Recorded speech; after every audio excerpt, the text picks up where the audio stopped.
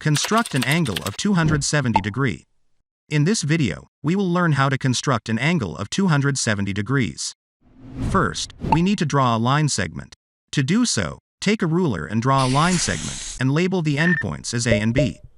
Take a compass, adjust it to some length, and using point A as a center, draw an arc as shown. After this, without changing the length of the compass, and using this intersection point as a center, cut the arcs on the previous arc as shown.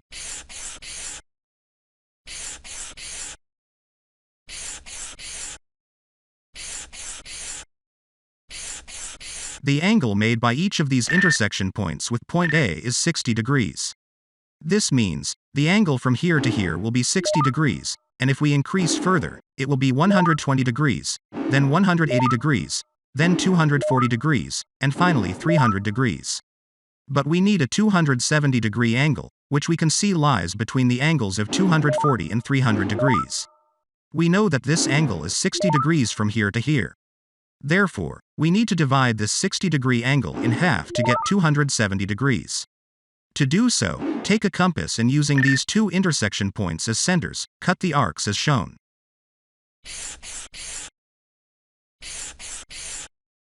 Draw a line passing through this point from endpoint A of the line segment.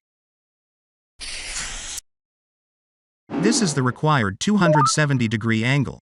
I hope you have understood how to construct an angle of 270 degrees. If you liked this video, please click on the like button, and if you are new to my channel, please click on the subscribe button and turn on all notifications to get my latest videos.